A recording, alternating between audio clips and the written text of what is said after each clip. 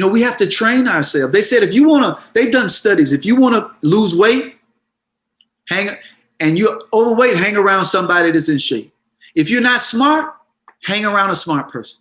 So if you want to be moral, hang around a person that's moral. If you want to be an activist, hang around activists. Why? Because there's a lifestyle that's associated with that.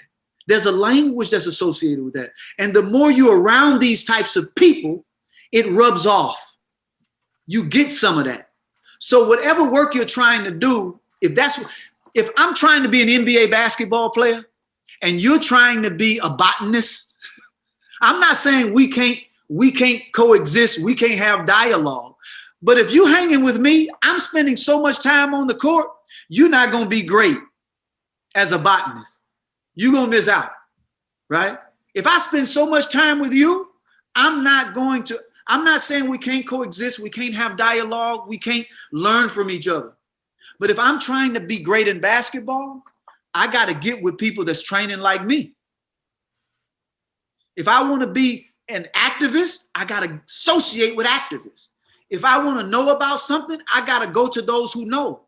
And I got to sit with them. I got to learn from them. I got to struggle with the information.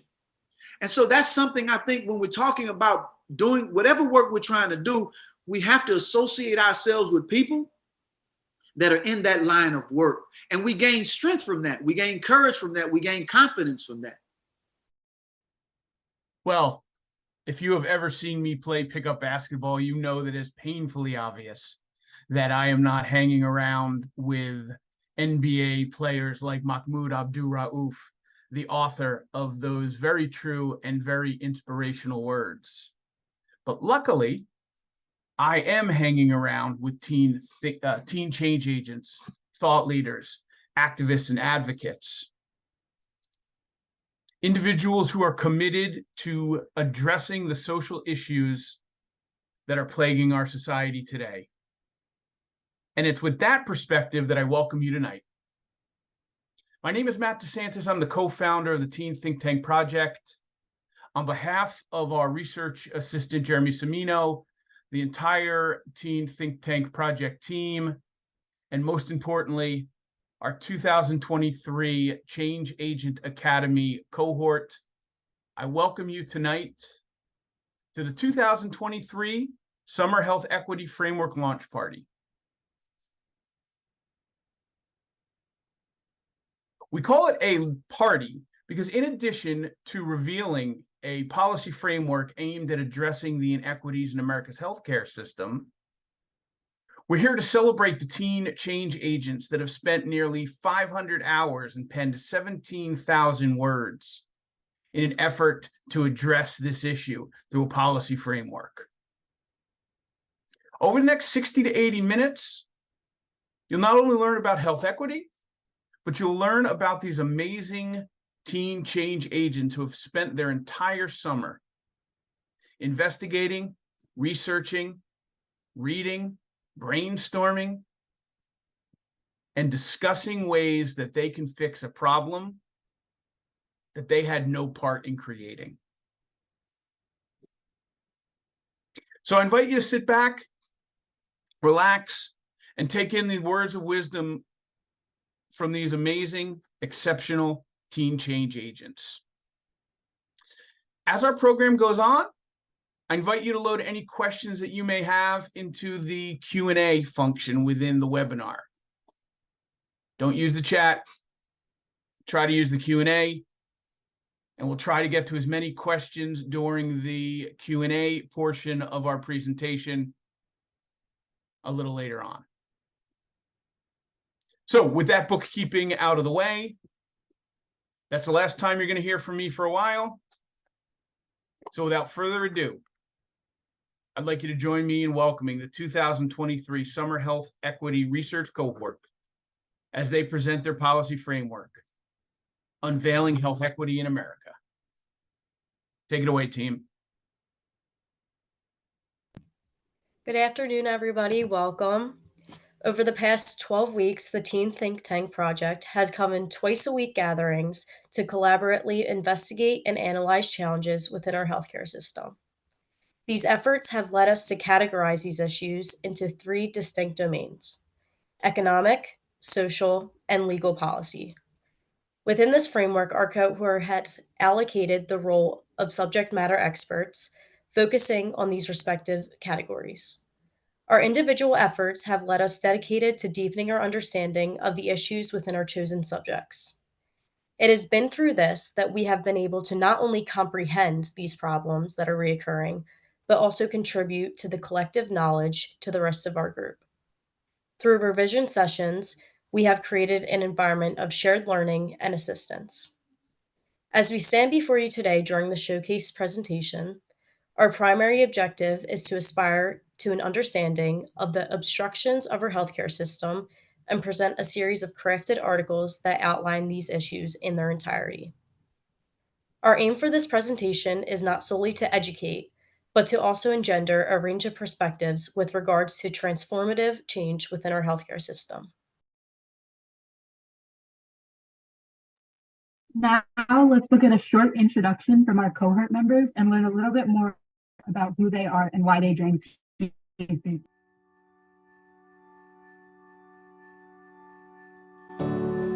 My name is Mega. I'm going to be a junior in high school and I live in New Jersey.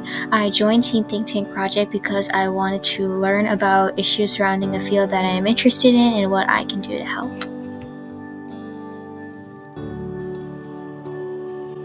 Hello, my name is Jessie and I am a rising junior living in New Jersey. I joined the Teen Think Tank Project because I was interested in researching and learning more about health equity. Hi, my name is Chaitanya. I'm an upcoming junior and from New Jersey. I joined to help make a difference and find solutions in the everlasting but crucial field of healthcare. My name is Zakai Wright. I'm a rising senior from Suffolk County, New York. I joined Teen Think Tank because I wanted the opportunity to be surrounded by like-minded individuals like myself who shared a passion for health equity. My name is Raida. I will be a junior in the fall and I live in New Jersey. And the reason that I joined the Teen Think Tank Project was that I was interested in doing research about the impediments of the healthcare system, especially because I hope to pursue a career in the medical field in the future and felt that this was important information to know. Hi, my name is Krish. I'm going to be a senior and I'm from New Jersey. I joined the Teen Think Tank Project because I like how it was advocating for change on issues that I was passionate about, which was, health equity and how we can make things better for patients.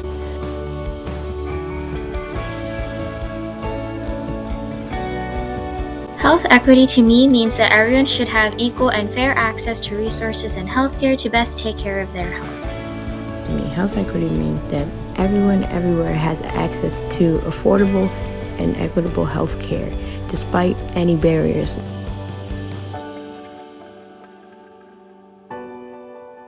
What I've learned about myself during this experience is that I have so many passions and that I'm always open to learning. There are many ways to think about things. Even if I have a way, there's other ways as well. And so just hearing other people's thoughts and stuff really sparked something inside of me. So that's what I've learned. I learned that I love to talk, but I also love to write. Writing about my ideas for the future of healthcare was challenging, but also inspiring.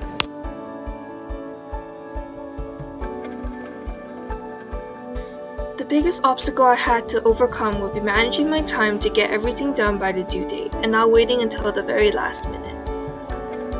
The biggest obstacle to overcome was staying objective, especially with healthcare. Emotions run high, so making sure I was unbiased and looking at all points of view was really hard, but definitely necessary.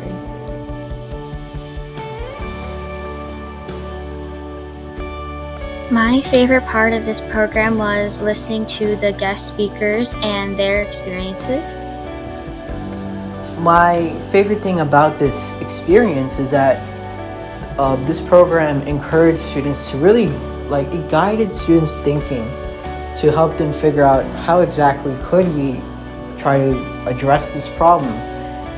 Especially involved a lot of discussions back and forth between different people with different areas of expertise. I'm really thankful for this unique opportunity like Teen Think Tank, to allow us to think outside the box and be creative with our own passions, and allows us to take control.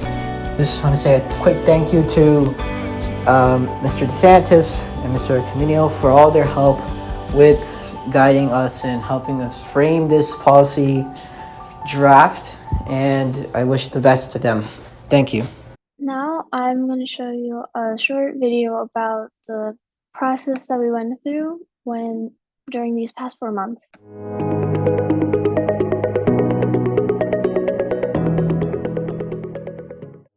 Over 4 transformative months, a dedicated group of individuals joined forces in the Health Equity Cohort. In a world shaped by challenges, they embarked on a mission to unravel the intricacies of health disparities and offer a fresh perspective. The Teen Think Tank Project, birthed in 2020, emerged as a beacon of hope in a divided society. Guided by its vision, these young minds were nurtured to be leaders of change. These programs infused them with not only knowledge, but also the emotional and practical prowess to address the pressing issues of our time. As a foundation, the cohort delved into the heart of skill building, knowing that effective collaboration would be key. Esteemed voices like Dr. Andrew Campbell explored leadership, while Connie Whitman unraveled the complexity of personality types. The power of these skills lay in their application, ensuring a harmonious and productive team. The trio of health inequity facets, economic, social, and political, came to the forefront. Economic subject matters immersed themselves into reading and discourse, refining their topics and forging a path from broad concepts to intricate details. The social aspect posed its own challenge as cohort members navigated through nuanced issues like mental health disparities and social stigma. The political subject matter experts delved into policy's labyrinth, where the balance between pharmaceutical motivation and accessible care was scrutinized. As individual papers converged, the collective effort reached a crescendo. Through peer reviews and collaborative editing, the papers transformed into polished and cohesive pieces. With transitions, abstract, and a concluding section, the individual segments merged into a unified narrative, showcasing the profound intersection of health inequity dimensions. The ultimate goal was clear: to amplify the voices of these issues, fostering awareness and understanding. With each paper, the cohort aspired to bring these crucial topics to the forefront of societal consciousness. None of this would have been possible without the collective dedication and unwavering commitment of the cohort members themselves. Their diversity and unity were the driving forces that propelled this project forward. A special shout out to Matt and Jeremy, whose mentorship and guidance created the foundation for this remarkable journey. As the presentation took shape, the realization dawned that their journey was not merely an end, but a beginning, a step forward in the ongoing battle for health equity. Now let's get into our policy paper framework. So, healthcare is an absolute necessity for everyone. It is a literal matter of life or death. Over 70% of Americans feel failed by the United States' healthcare system, and it's not surprising why. With extremely high treatment costs, confusing and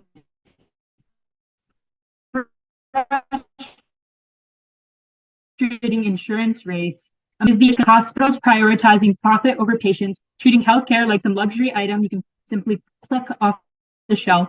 It could also be socially structured with lack of prioritization of one's health, deprivation of necessary food items from certain neighborhoods, or stigmas preventing people from seeking the help they need. Or the problem could lie in the legal system with finicky insurance policy, gap widening, and allow pharmaceutical and health product industries to influence policy there. Whatever the issue may be, this was the economic issues of healthcare. Economic health impediments refer to the financial barriers and constraints that hinder individuals' access to healthcare services and treatments. These impediments can include high healthcare cost, lack of insurance coverage, limited access to medical facilities, and the inability to afford essential medications, resulting in reduced or delayed medical care and potentially compromising overall health outcomes. My name is Laurel Tonkinson. I attend Archbishop Wood in Warminster, PA, and I am an economic impediment research expert. My article was focused on profit versus patient care, specifically covering areas on how this causes both healthcare worker and patient burnout. Profit-based care refers to a healthcare system or approach that primarily emphasizes generating financial gains and maximizing profits. In this, the delivery of healthcare services is often driven by market forces and the pursuit of financial success, which can sometimes overshadow patient-centered and worker-based care. Our healthcare system favors this approach, which is a negative because instead of focusing on patient and healthcare workers' well-being, we lean towards a more financial incoming, causing burnout of both healthcare workers and patients. Profit-based care negatively affects patients and treatment by prioritizing financially lucrative interventions over necessary or beneficial ones. Cost containment measures can lead to reduced staffing and rushed appointments, compromising individualized care and potentially resulting in error. The focus on maximizing revenue can lead to shorter hospital stays, inadequate post-discharge care, and increased readmission rates. The cost of treatment may hinder the patient's ability to reach out to seek medical treatment in fear of non-affordable fixes. Research conducted during the 2021 National Healthcare Interview Survey indicated that 1 in 11 adults choose to postpone or skip necessary medical care due to the financial burden it imposed. A different poll carried out by the KFF in March 2022 found that 43% of adults experienced a similar experience where they or a family member delayed essential caretaking because of cost constraints. The statistics of the 2021 NHIS and KFF polling highlight the negative impact of profit-based care on patients. When nearly 1 in 11 adults report delaying or foregoing medical care due to cost reasons, financial considerations hinder access to necessary healthcare services. This delay or avoidance of care can seriously affect patients' health, potentially leading to worsened conditions, increased complications, and even avoidable hospitalization. Profit-based care negatively affects healthcare workers by increasing productivity pressures, limiting autonomy and decision-making power due to financial reasons, offering inadequate compensation and job insecurity, creating ethical conflicts. These factors contribute to burnout, stress, decreased job satisfaction among healthcare workers. Hospital earnings can have an effect on healthcare workers for many reasons. It can put restraints on hiring staff, limit proper resources needed for certain treatments, cost cutting for worker pay, unfair distribution of earnings, and rush productivity, causing inefficiency.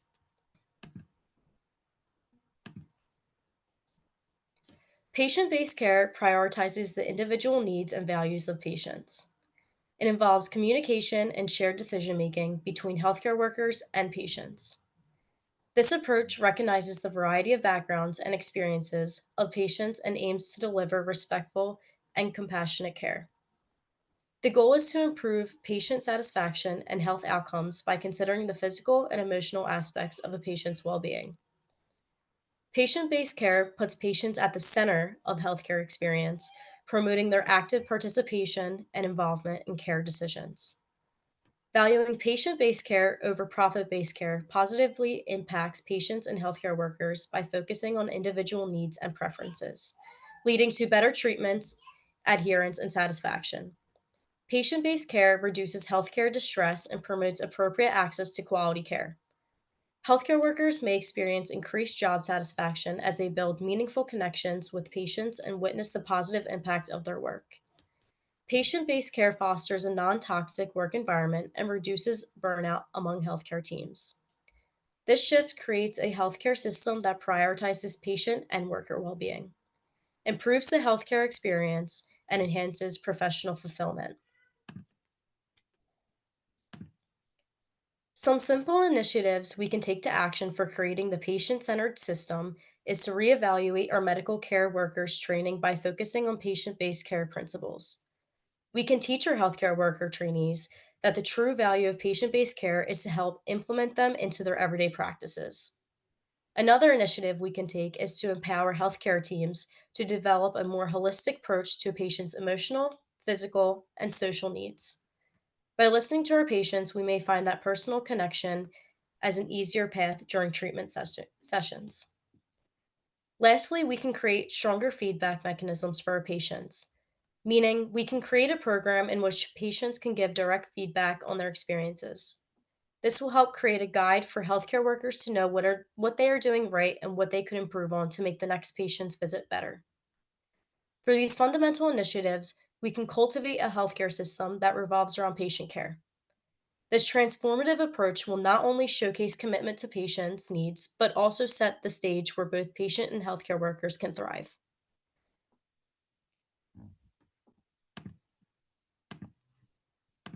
I am now going to hand it off to our other economic impediment expert, Zakai, to discuss another aspect of profit-based care and the issue of healthcare being treated as luxury. Good evening. Luxury healthcare, high medication prescription costs. The effects of high prescription costs create a situation that make medication unaffordable and costly on people's pockets. People who are unable to afford their medication and constant refills will either ration their medications or avoid filling it. This is known as non-adherence. Nearly 47% of Americans have chosen to avoid paying for prescription medications in order to be able to cover other expenses. Of those, nearly 3 in 4, that's 74% of Americans, have elected to pay for groceries rather than prescription medications, a crucial factor to maintaining the health of American citizens. Kearney et al. 2022. Healthcare is not like other industries. However, it is treated as such. This problem originates due to the belief that pharmaceutical companies can spike up the cost of medications because of the lack of competition from other companies. The ideology of these companies is that there are few suppliers like themselves that have the cure or solution. So knowing this, that people have no choice but to demand what they're supplying, this leaves people vulnerable. The issues of supply and demand in the case of medications has demanded many Americans to choose between the idea of living a healthy lifestyle or refusing treatment. In the case of insurance companies, most companies will usually adhere to whatever the price of medications range, allowing pharmaceutical companies to raise prices with no consequences. A diagram by Gupta et al. Published in 2019 shows medical adherence, a big effect of high medication costs, and how it affects people. Specifically, it demonstrates that while there are multiple factors that play a role in medical non-adherence, financial status and cost of medication often play a big factor in people refilling their medications and following doctor's orders. Consequently, the fear and stress of paying high costs of medications causes psychological stress and impacts someone's quality of life, ultimately leading to patients' conditions worsening and creating greater health issues, leading to additional utilizations of healthcare resources to compensate for worsening effects. High U.S. GDP, which ranges at 17.8% of U.S. spending, is 2 times other countries. This creates issue where people have to pay more out of pocket. A way that we can help solve this issue is through government intervention, specifically the regulation of monopolies with pharmaceutical companies. Unregulated monopolies lead to unregulated prices that are flagged as unaffordable or nearly unaffordable prices that threaten the status of people's health and dampen their quality of life.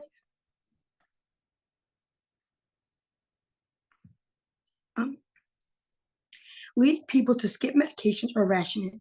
So what does this solution look like? Well, in other countries, government intervention is practiced. This is what the US needs to follow. The government helps negotiate drug costs to make sure that they are brought to affordable costs that makes it accessible to more people.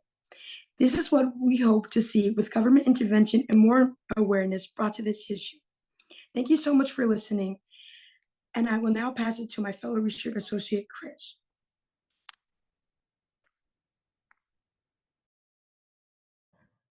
Thank you, Zakai. My topic explored how can we reduce healthcare costs, and more specifically, how can we reduce health administration costs? Because the thing is, America spent 17.8% of its GDP. We're talking $3.2 trillion in 2015 just on healthcare. That number is expected to rise by 20.1% by 2025, according to the American Medical Association. This money is around $10,000 to $13,000 per person from taxpayers and bonds, according to Branding in 2016. What this shows is we are spending a lot of money on healthcare, but have we really seen that money actually pay off and actually, get some of that healthcare? And the answer is no, because we are seeing cases where patients are starting to ration their medications. Maybe patients are not really going to the doctor as much. And the reason for all this is they're trying to manage the high cost of treatments. And often this can prove to be fatal. One example is the case of a patient named Alex Smith. Alex Smith was a diabetic patient who used insulin to control his blood sugar levels. It essentially prevented them from reaching too high of a level. And because of the rising cost of insulin, he started rationing that insulin. And at one point, his blood sugar levels spiked to dangerously high levels that caused him to go into diabetic ketoacidosis, essentially a diabetic coma. And eventually, he died in this process. If individuals are willing to go to such extreme measures due to high costs and actually skimp out on some of their treatments with the risk of death in their face, then this highlights a major problem in our system, a major problem which we have to address. Now, there are a multitude of reasons as to why the costs of treatment are so high in the United States. But one key reason may be the rise of health administrators. Health administrators are in charge of managing the paperwork and documentation associated with different things, such as managing treatment claims or prior authorizations or any payments and much more. We're also seeing problems in our healthcare system where we have a major problem of a lack of standardization. Each system, meaning each hospital, each practice, each kind of network of doctors, they all have their different modes and methods of handling payments and transferring medical records.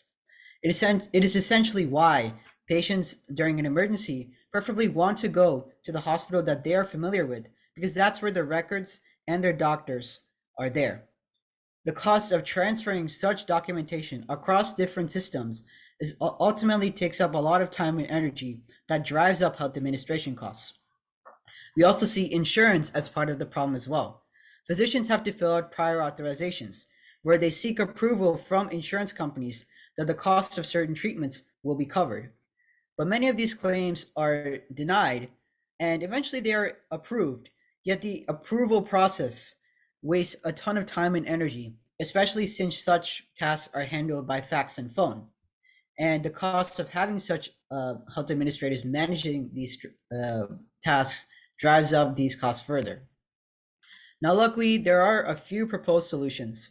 One is having a centralized body in charge of handling all incoming claims from different entities, different doctors, different patients, and insurance companies, and more, such that it's just one company, one entity handling everything, and there doesn't have to be a transfer across different systems.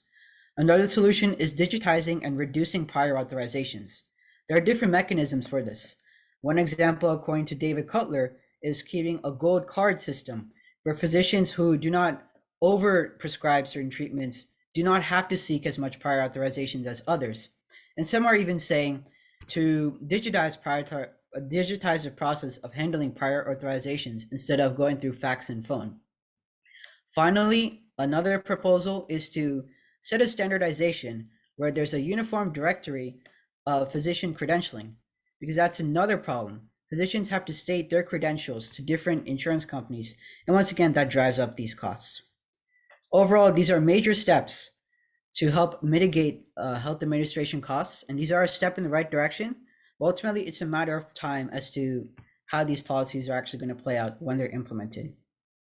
And with that, I'd like to bring it to my next colleague.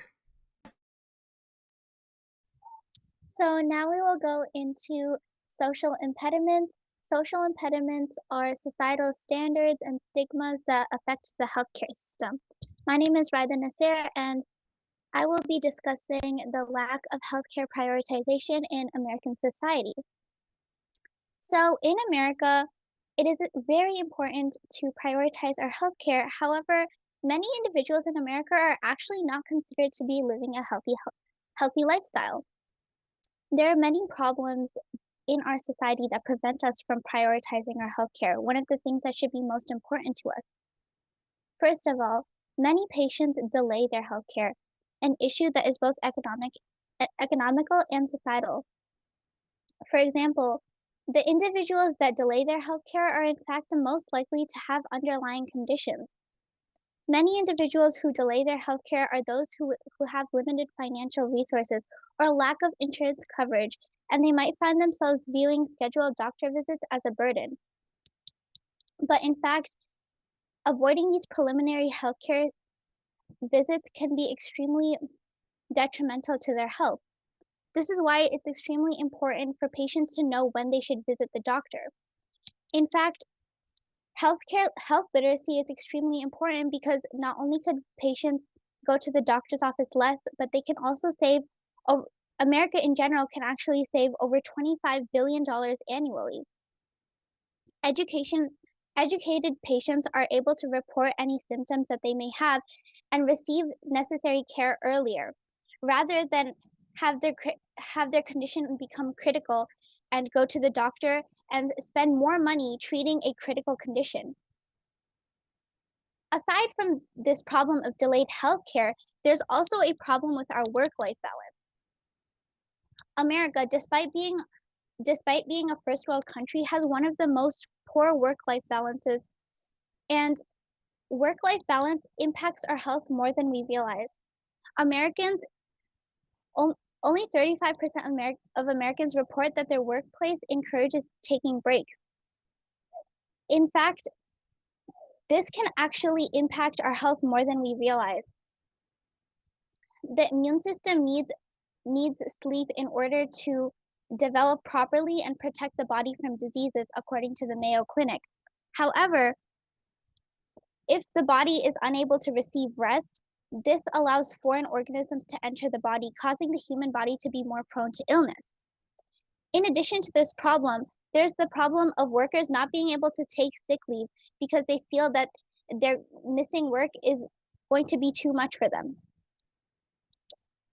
Workers who need sick leave the most, low-wage workers who work many hours a day, are actually the least likely to have paid sick leave. Compared to other developed countries that are rated have a rating of 0.8 or higher on the United Nations Human Development Index, all other developed countries actually have some extent of paid sick leave, better than what we in America have. Overall, our approach to healthcare needs to be changed. For one, as previously mentioned, health literacy is extremely important, and increasing health literacy would mean that patients would be able to recognize when they need to visit the doctor. If patients are able to recognize odd symptoms, then they'll be able to get access to care earlier. Thus, their conditions won't become critical or develop further, and their medical bills in general will be less. This is known as preventative care, and preventative care tends to be less expensive than restorative care. In addition to this, it is important that societal standards surrounding workplaces are changed. Toxic workplace standards should be eradicated, and we should try to improve our work-life balance as a nation in general, because this would lead to the improvement of worker health. And last but not least, if America implemented sick leave on a wider range for all workers would be able to feel more comfortable taking leave when they're sick, which would overall increase health. If these few steps are taken, then American society, in terms of social in terms of social impediments will be able to improve, and the social impact on the healthcare system will be greatly decreased. Thank you. I'll now hand it over to the next social impediment subject matter expert, Megha. So, society is made up of many infrastructures that are necessary for our well-being and society. However, not all areas have the adequate infrastructures that they need, which includes grocery stores, pharmacies, and green spaces. And this acts as a barrier in people's lives when it comes to their health, as they can't get the resources they need. So an explanation of some of these: food deserts are areas that have a limited access to nutritious food, possibly because there are no proper grocery stores in the area, or people have to travel long distances in order to find one. And this is a problem because without proper nutrition, it increases the risk for chronic health conditions such as obesity and heart disease, and even have adverse effects on one's mental health.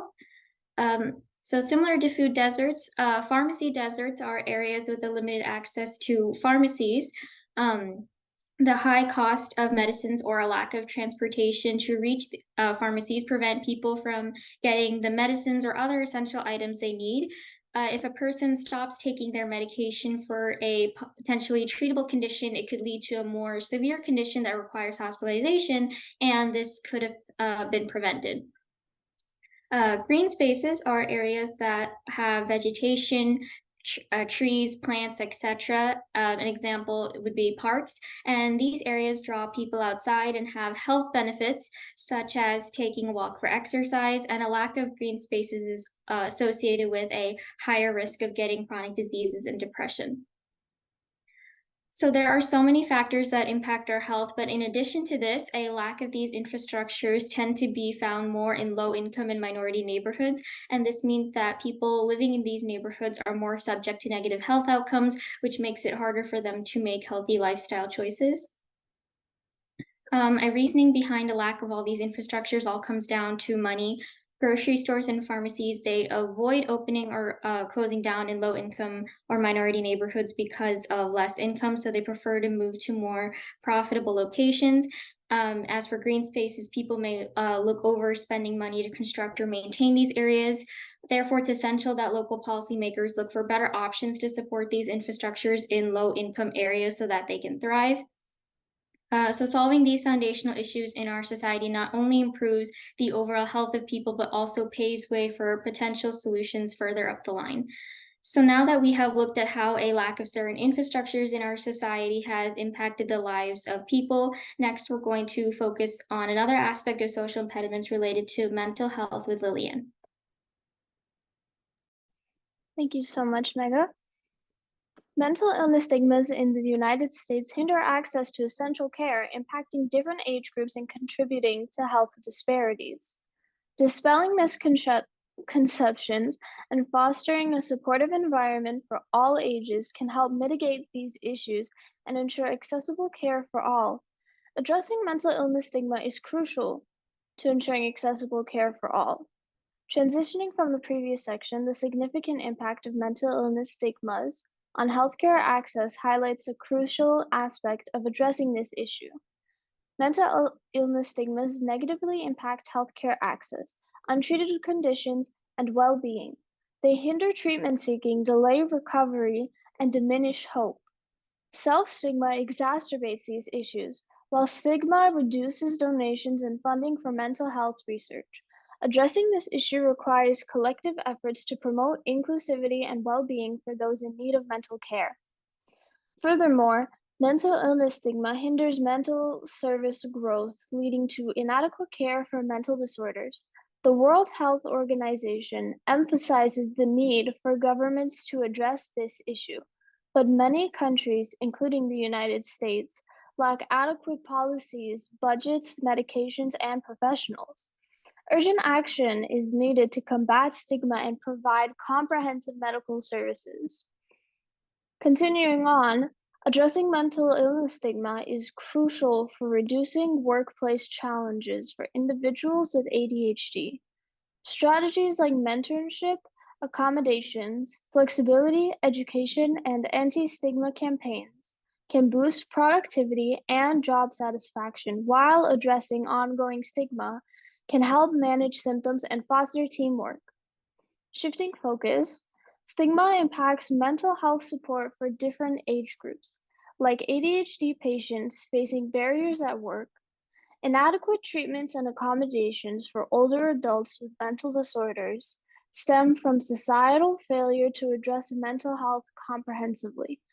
Understanding compassion and catering to elderly needs are crucial for improving well-being.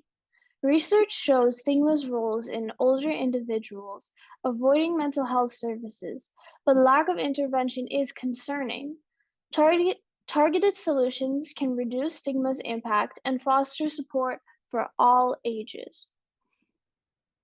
Addressing mental health disparities requires diverse strategies and stakeholders, including media portrayals, campaigns, and the use of social media. Quality mental health care requires expanded coverage, telemedicine, and services in underserved areas. Culturally competent care requires training, professionals, and community services. And collaborating among mental health groups, healthcare professionals, legislators, and community leaders is crucial for inclusive healthcare. In conclusion, mental illness stigma impacts individuals, healthcare, and society, hindering timely care and comprehensive mental health services. To combat this, large-scale interventions, funding, and participation are suggested. Educational settings can use contact interventions for young people, challenge myths, increase awareness, and support individuals of all ages for an inclusive society. Moving on to the policy and legal social expert.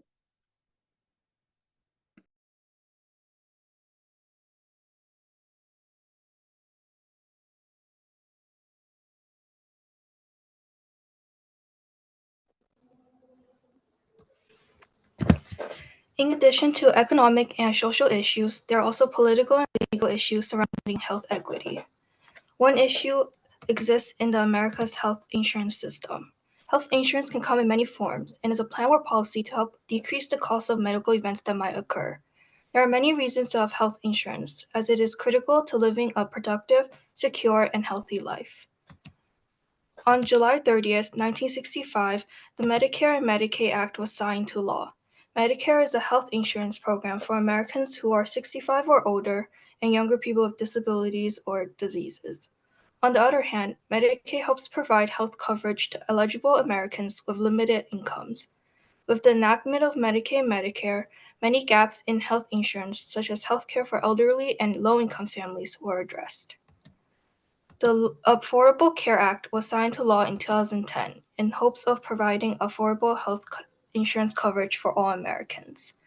Additionally, the ACA allowed the expansion of Medicaid to address issues like the coverage gaps that many uninsured faced.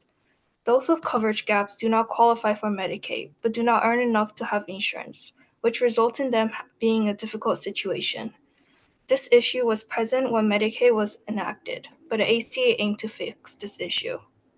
However, more than 28 million individuals in the US still lack coverage, putting their physical, mental, and financial health at risk. One of the many reasons people remain uninsured includes families who make too much money to qualify for Medicaid but do not have enough money to purchase health insurance. These individuals will then fall into a coverage gap. A possible solution would be allowing the expansion of Medicaid to spread to other states as it aims to solve this issue. Currently, 40 states out of 50 have expanded Medicaid, leaving those living in the remaining 10 states unable to receive coverage if they have faced this issue. Expanding Medicaid to all states will benefit those in coverage gaps, as it will further increase coverage among the remaining uninsured for all groups. Additionally, since most uninsured people do not know what benefits they have, outreach could also increase coverage and decrease the amount of uninsured.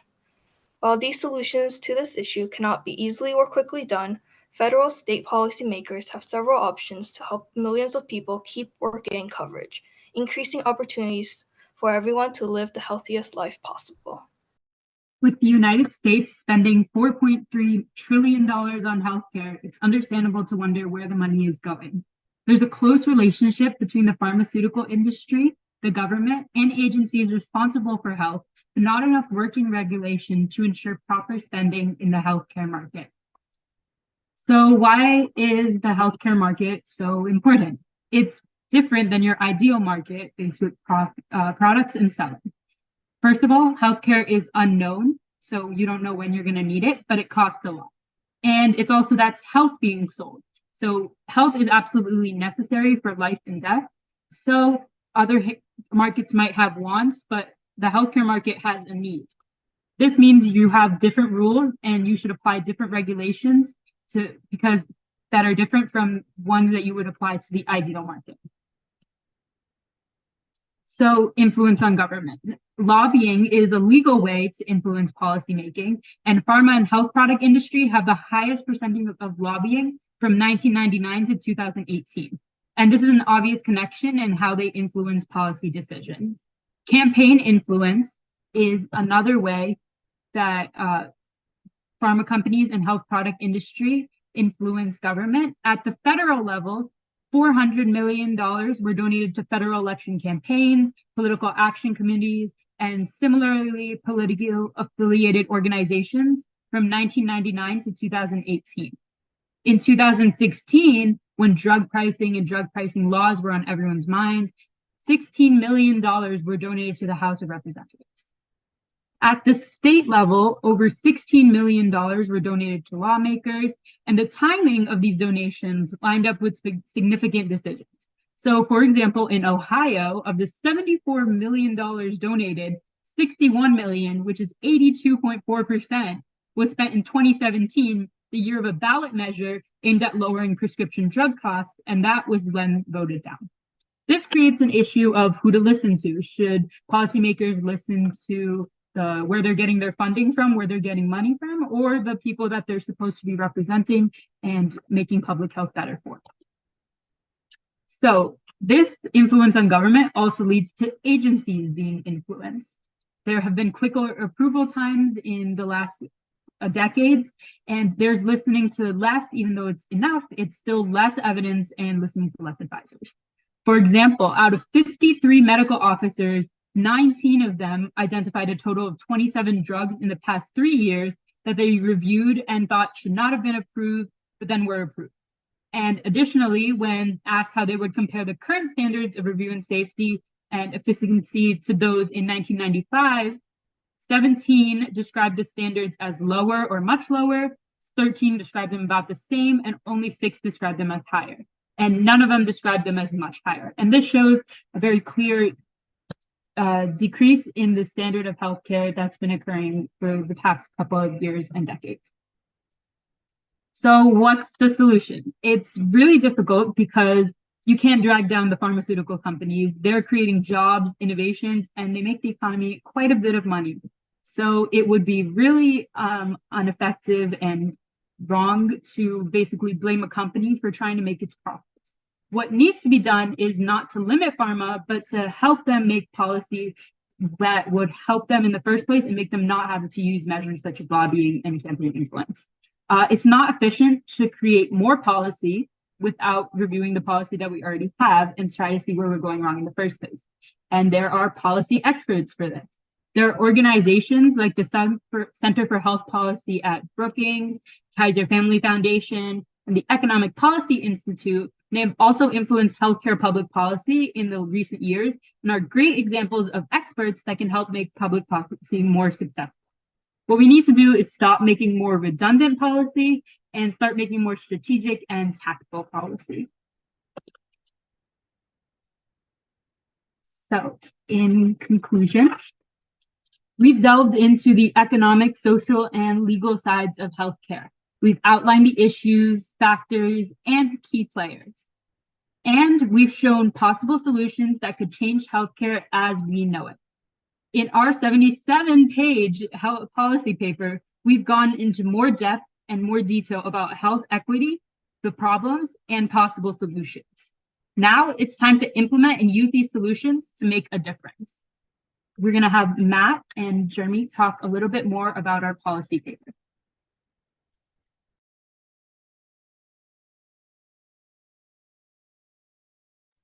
"77 pages of policy framework. That is amazing. The average Teen Think Tank Project research cohort, and we've done probably about 6 or 7 of these research projects to this point. The average policy paper is about 24 pages. Jeremy Semino, you are not only our research assistant for this program, you are also a Teen Think Tank Project alum in our first ever research cohort. I think you tackled racial equity through the lens of sports and social protest back in 2021, right? Yeah, I was part of the inaugural Teen Think Tank Project. It was the sports and social protest cohort. Remember how many pages yours was? It was around 15, 20, I think 6, 17, around that. Yeah, 17 exactly. 17 wow. exactly. So I would say we have come a long way as a institution and an organization in these policy presentations. What do you think? Beyond expectations. I mean, looking from where we came from to now, it's blew my expectations out of the water, and I'm just so impressed with all these kids. Let's get to know our cohort a little better. If our audience will indulge us, what we would like to do is open up a little Q&A. If you are so inclined to put your questions in the Q&A box, we'll try to get to as many of those as possible. In the meantime, I'm going to turn it over to Jeremy, who, as I mentioned, is in a very unique position. Not only is he an alumni, he is the research assistant who worked hand in hand with this cohort. So there's nobody in a better position to chat with our research associates about their experiences here. So Jeremy, take it away. Awesome. Yeah, we got some questions. Let me start off. Let me start off with a good question. All right. Che, the first one is gonna be for you. This is your first question, okay? Do you think with all your research you've done with the legal impediments in healthcare, do you think that lobbying and campaign influence from businesses with healthcare should stop completely, a little bit, or just altogether be done with? So I think it's completely unrealistic to think about stopping lobbying and campaign influence in total. So when we think about private businesses, you have to recognize that they have to make profit because that's where they're making jobs, innovation. They have a whole industry built that's contributing to the economy. So it's not as if they're whole bad. The whole big pharma idea shouldn't be thought of as big pharmaceuticals are ruining healthcare. That's a very biased opinion to think about. But for lobbying and campaign influence, I think there needs to be better measures to ensure that businesses don't have to use lobbying and campaign influence for every single thing they have to do. They only need to use it for very specific times when it's very serious. Right now, we see lobbying and campaign influence so prominent. They've been using it for even the smallest things. You give a little bit of money and it smooths out. But what really needs to happen is there needs to be more policy in place so that there doesn't need to be lobbying and campaign influence in the first place, and that businesses are able to be supported in a way that they're not having to use legal loopholes to try and make more profit for them and their employees. Awesome. I think that's a great answer. All right, moving on. Laurel, this next one is gonna be for you. So looking back on since the start of the Teen Think Tank project, based on your experiences these past, I guess, 12 weeks, how would you say it's changed your perspective on leadership in general? That is a great question, and I do really like this question because I have a good answer for it. So coming into the Teen Think Tank project, I had a very stereotypical view on a leader. I viewed a leader as somebody who just kind of demanded orders or led a group through a certain subject or activity. And coming out of the Teen Think Tank project, I truly learned what it takes to be a leader and how a leader is chosen and what an honest and appropriate leader is. And, the uh, traits of a true leader is somebody who is not only patient, but is also kind, driven, does not have any procrastination, is very understanding, flexible, and always has something to say, to help improve others and themselves and can recognize when they are wrong. But yeah, I truly have broken out of my stereotypical view as a leader, and I hope to eventually be a great leader myself one day. I think you're already a great leader. Definitely took that up with the Teen Think Tank project. We've all come a long way for our leadership. Moving on. Let me see. Jesse, you're gonna be next. You're my next subject. All right. Here's a good question.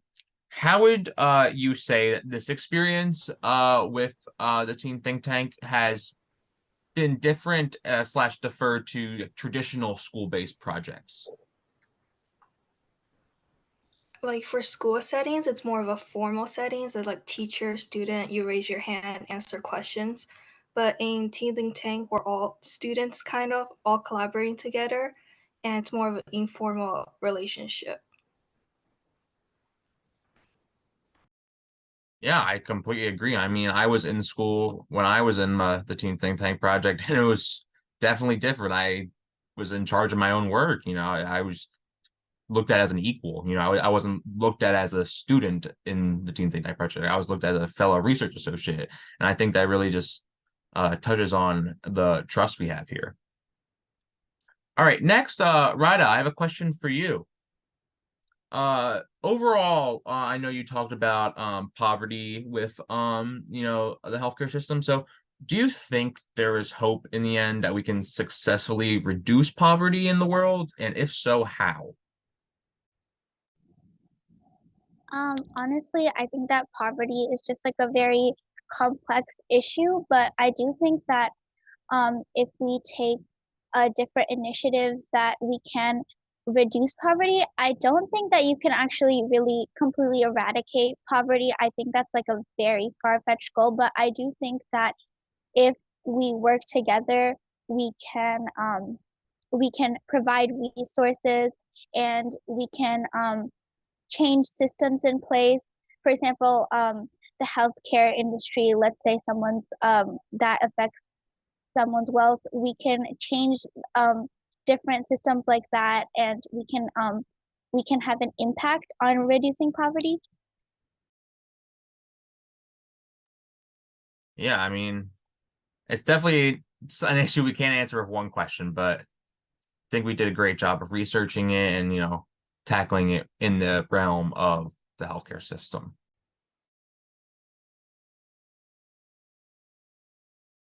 Mega, I'm gonna go to you for the next question. Let's see. Mega, what would you say that you learned from this program overall? Just like an overall synopsis of what you learned. So compared to before I joined this program, like I feel like I know a lot more about how our healthcare system works. Because I mean, beforehand, I've like seen things in the news and things like that. But like now, after this experience, I feel like I've learned a lot more like on how this works. And I think this is important because like I'm interested in a career in medicine. So I think it's really important that we should be aware of the issues that are surrounding our healthcare system. And I think I've gained valuable experience by doing this research project by working with everyone.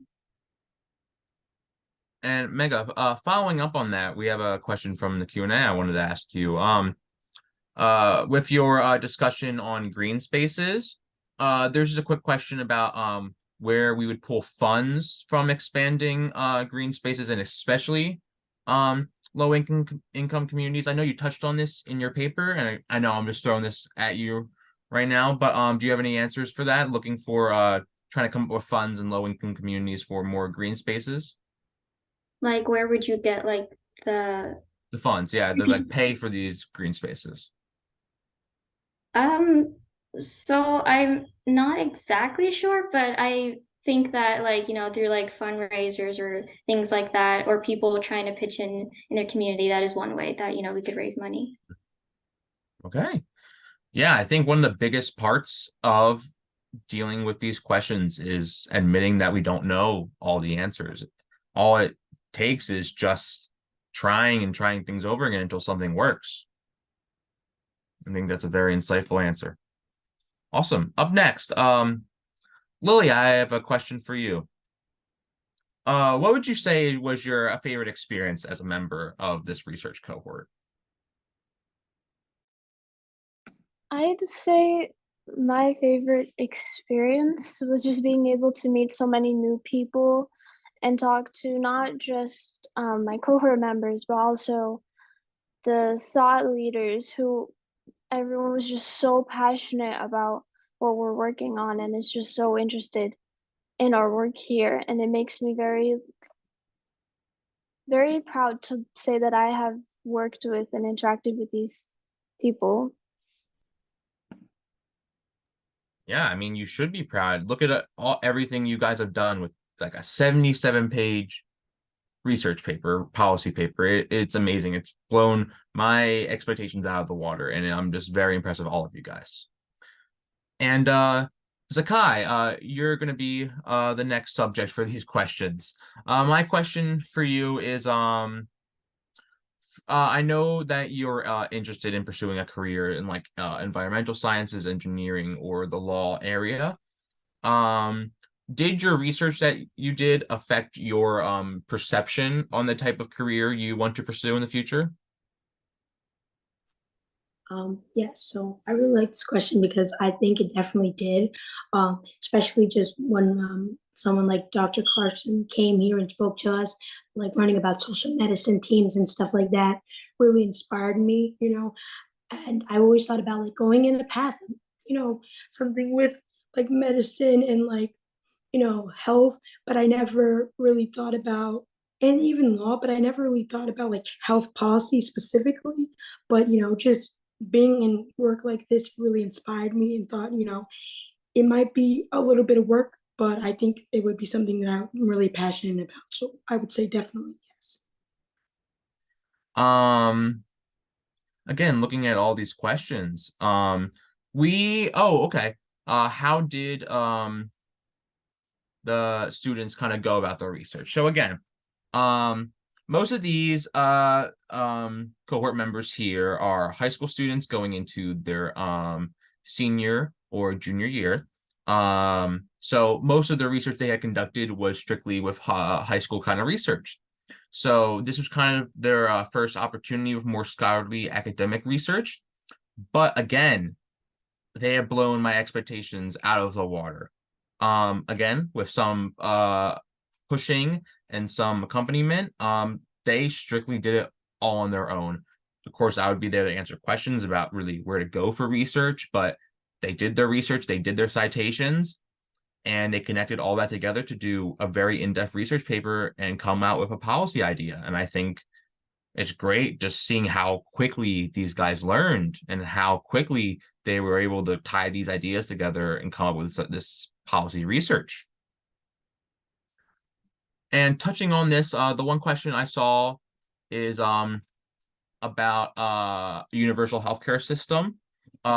This is a very in-depth question, and it would take hours to discuss. So one of my jobs as a research associate was to write policy research papers as a basis for the cohort members to go off of, kind of like as like a rough draft to kind of look at and see how they should make their paper. And one of the papers I wrote was about universal healthcare. So that kind of inspired them to do their own research. But again, all their research topics they chose to research, and it was something that they were passionate about. So going back, I had a question. Let me see. I had a question for Jesse. Jesse, I know you research Medicaid and Medicare. So again, this is coming straight from the Q&A. So I know, you may not be super prepared with the super kind of specific question, but given that Medicaid expansion is limited to individuals with incomes at 138% of the federal poverty level, a lot of people still feel that even higher incomes couldn't afford insurance. So what are your thoughts on that, kind of like that gap where people don't qualify for Medicaid, but then still can't afford insurance? Yeah, so I still haven't found like one specific solution, but I think we should find like a balance between the two, so it's not like, so it's benefiting people from both sides, so people won't fall into the coverage apps. Like we can lessen the amount of people in the coverage gaps. Yeah, again, that's a very in-depth kind of issue that we would look at to touch on. We're gonna wrap up here with one more question. Do we have any volunteers to answer the very, very last question of the summer research cohort? I just want to see if anyone's remembered. Okay, Che. Let me see if I have any questions for you. Okay. Here's our very last question. Che. Why would you say that why aren't quicker approval times technically better, since more drugs would be getting on the market, which would be kind of more helpful? Just kind of explain that. So I think a lot of people, when they hear like quicker approval times, they think it means like less evidence and you're going through less stages of progress, which isn't true at all. Quicker approval time does not mean that they're looking at less evidence. They're just looking at evidence quicker and they're working through the process quicker. But I feel like quicker approval times are sort of a gateway into lesser and lesser evidence. So we've been seeing the trend of approval times decreasing a lot in the past 20 years. And that's going to probably continue to increase unless we look at, okay, why is this happening? And more analyze the situation to see if it's going in the right direction or if it's going in the wrong direction. So quicker approval times may mean more medicine on the market, but if it doesn't mean the right amount of medicine on the market or the correct quality medicine on the market, it's not worth as much as it's for. That doesn't mean that we should like ban quicker approval times, because it's really necessary for a lot of issues, especially during the COVID-19 pandemic. They expedited the process of the vaccines. Doesn't mean the vaccines are not safe, right? But it does mean that they just had a quicker approval time. But when we're looking at that trend, you need to look at it very carefully and analyze it more to just make sure that we're not, spiraling into the wrong way.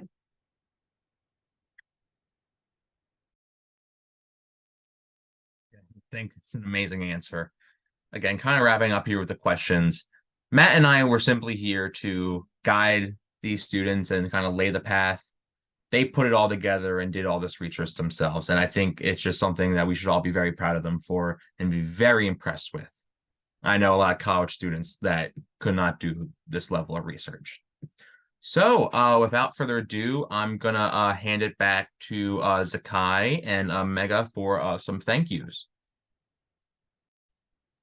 Before we go into interviews, Lillian was gonna. We had something to say. We just wanted to give a special thank you to Matt for all of the guidance and organization and just putting this entire project together. Truly, I know that you like to say that you're not really our teacher, but you are our mentor, and we could not have done this without your guidance. Team, thank you very much. But it is you who gets all of the accolades and all the applause. I appreciate all your hard work, and certainly none of this is possible. I have nothing to do on Tuesdays and Thursdays from 7 p.m. to 8:30 p.m. unless you're all willing to come on and chat with Jeremy and I. So I thank you and I appreciate that. But again, I throw it right back at you. A fantastic job. And just as importantly, we couldn't do it without some of the thought leaders and experts who have joined us even here today. Dr. Abigail Clarkson-During, Bruce Waltuck, Dr. Andrew Campbell, Connie Whitman, Erica Friedhoff, Valerie White, all friends of our program, who have joined us here today. And apologies to both Bruce and Andrew for not being able to get to your questions. But let me turn it back over to Megan and Zakai, who can talk a little bit about the individuals who helped us create the answers that we explored today. Okay, so we had many guest speakers come to speak to us during our time here, so we just wanted to take the time to thank them individually. So first we have Dr. Andrew Campbell. He spoke to us about the concept of character-based leadership, and he gave us very insightful information on what it means to be a leader. Next, we have Connie Whitman. She came to speak to us about effective communication and how everyone has different communication styles. Next, we spoke to Dr. Abigail Clarkson-During. She's an attending physician in emergency medicine, health policy fellow, and a mentor at Georgetown University Hospital. Dr. Clarkson talked to us about health policy and social determinants of health. In her speaking to us, I learned a couple new things. For example, I learned about social medicine teams, and I really appreciated all that she had to say. After, we spoke to Erica Friedhoff. She's a director of behavioral supports at ARC-X, professor at Ramapo College, liaison for BSW program, and a certified veterinarian social worker. We had an engaging discussion with her where we talked about policy writing and legislations. And next,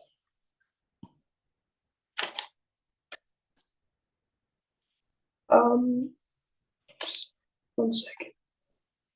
And next we talked to Mr. Phil DeSantis, who came to speak to us about well, he's a pharmaceutical consultant at DeSantis Consulting Associates, and Mr. DeSantis discussed a little bit about legal aspects and pharmaceutical companies, as well as the economic side of pharmaceutical companies, giving us insight on the thought process behind pharma. In addition, he spoke to us a little bit about health equity, which we're really thankful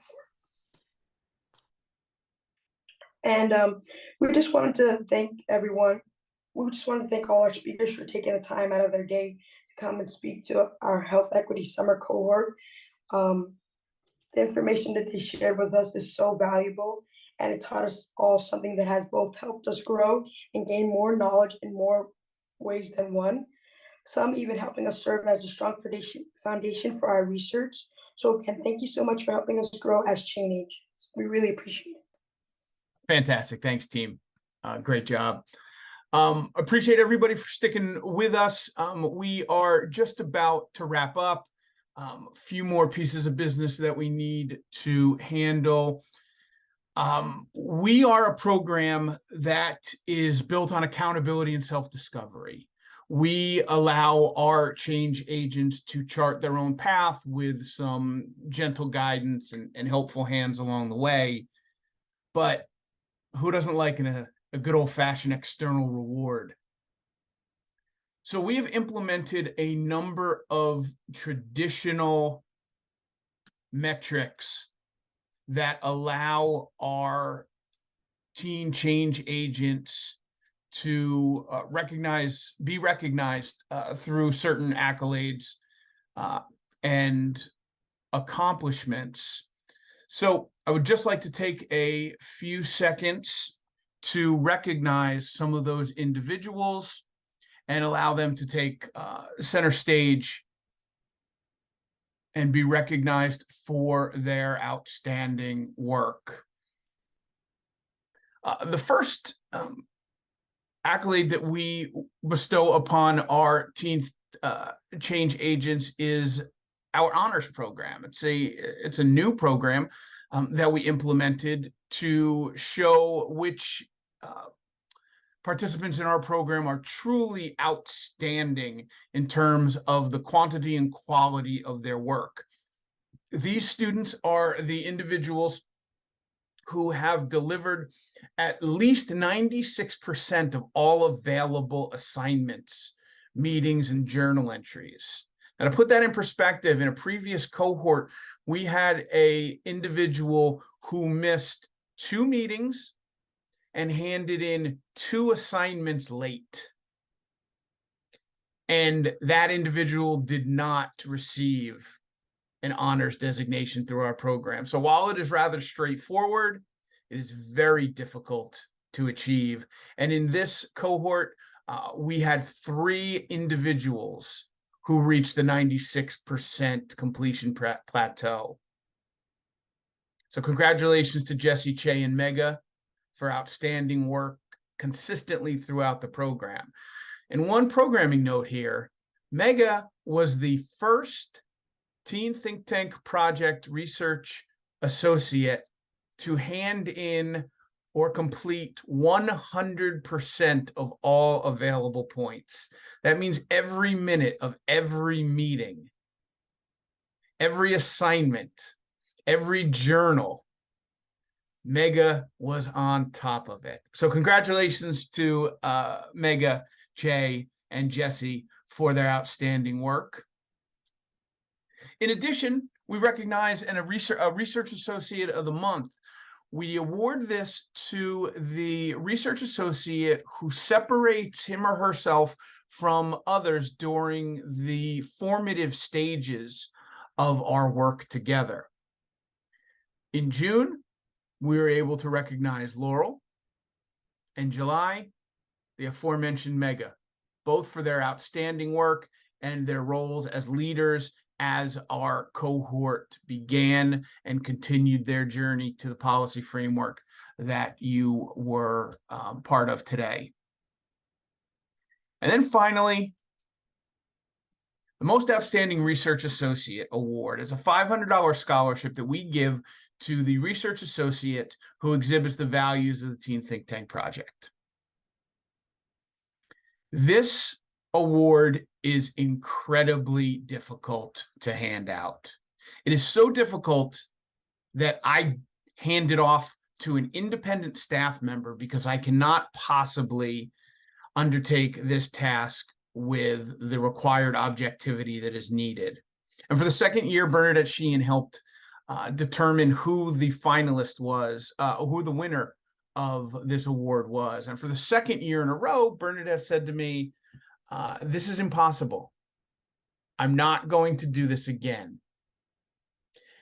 Luckily, that these teen change agents are so engaging, so personable, and so intelligent that she has a soft spot, and I know that she's going to continue to answer the call when asked, but I agree with her. This is an impossible task.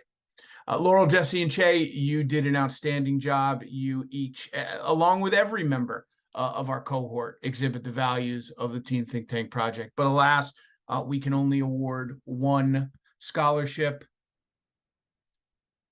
And this year's winner is Chaitanya Vas. Congratulations, Che. Thank you so much. I'm so honored to get this award. This was such an amazing experience. It was so much fun in all the discussions and talking to everyone.